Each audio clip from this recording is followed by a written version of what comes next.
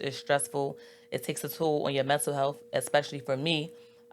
This may be my first time actually saying this publicly, but my first birth, in-person birth, was actually at Lincoln Hospital because I received my doula training at the end of COVID.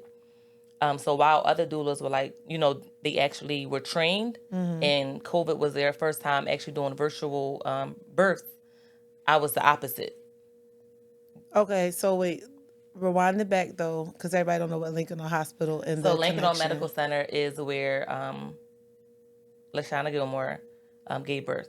Okay, okay, That's where and that was where you first. that was my first live in person childbirth, serving as a birth doula. How long after the incident did you deliver your first In person. in person? Yeah. How long after? Like, what was This the gap was June, between? so I became a doula in 2020, and this was June 2021. Okay, where was your mind at? On Juneteenth, at that. On Juneteenth. On Juneteenth. Where was your mind at? At that Oh, moment? I wasn't going. Really? I wasn't going. I was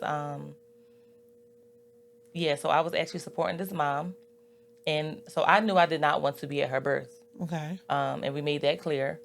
I told her I would support her husband up until that point. Now, I did know she was delivering at Lincoln, so I knew that's why I didn't want to be at her birth. But her husband also had a new job, a new position, and he wasn't, there was a possibility.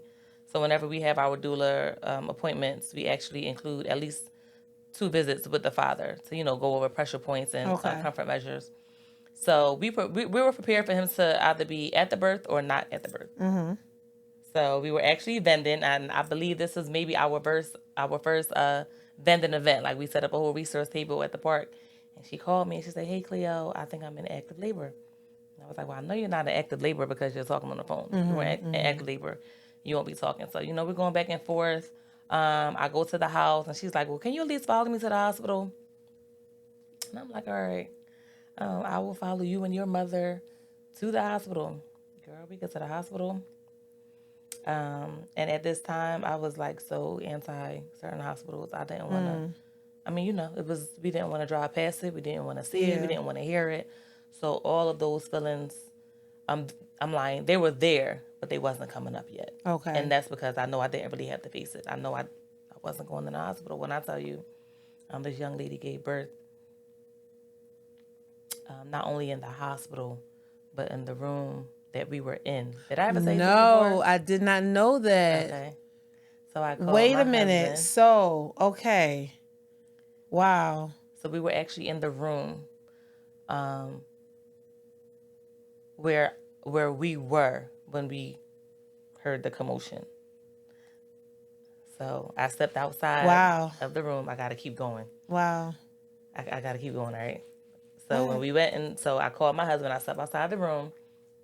And I said, I don't think, actually I called him to say, I think this is the room.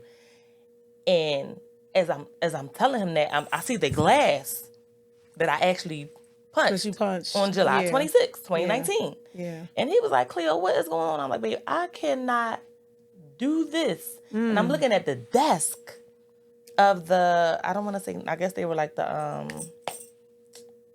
don't know if they were the nurses. Whoever they were, yeah. But at that time, honestly, there wasn't even.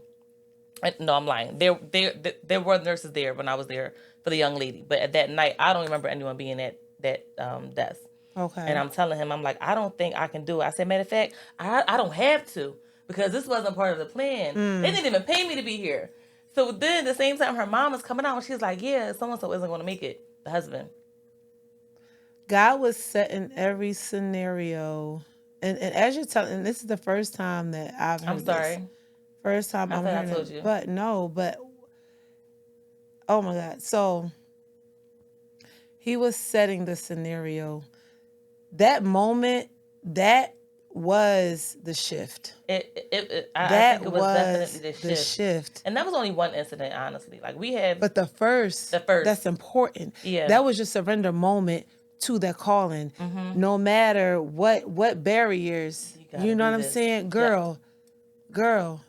Yeah. No, yo. And I stayed there. This girl, she envisioned and delivered the exact way she wanted to.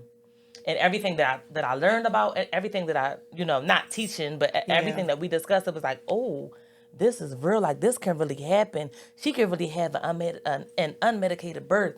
She can actually, it was in the hospital. And don't get it twisted. Like, we're not against hospital birth, but this young lady was in the hospital. And everything she said she wanted to do, it happened. And she allowed me to support her. Wow.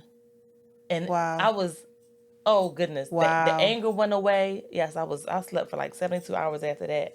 I put my little head tie on and I was like, all right, let's go. Like, her mom was a little older, so she was a little nervous, and she was like, listen, you gotta get the epidural. Like, we can't do this. And she was like, I'm not doing it.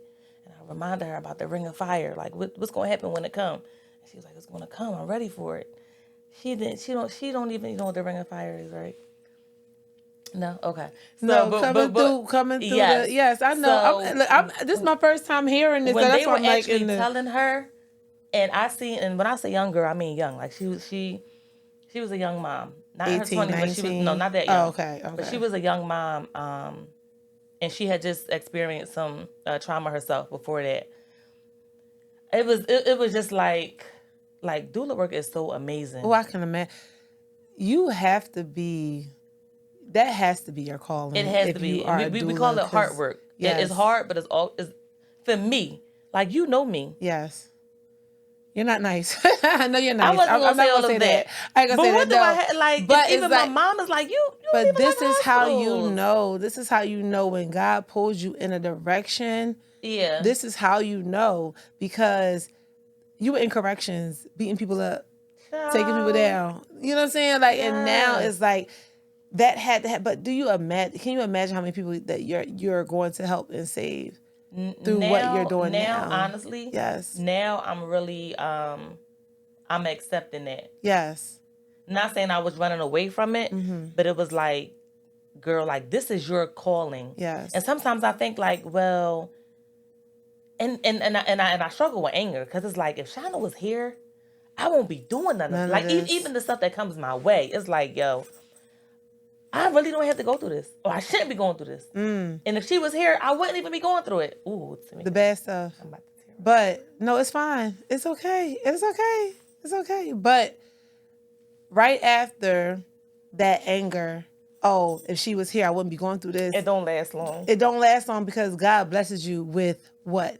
He done opened doors and positioned you. Yeah. You get what I'm saying? Yeah. You get what I'm saying? Like, but it's building you. That's why I said that's the shit.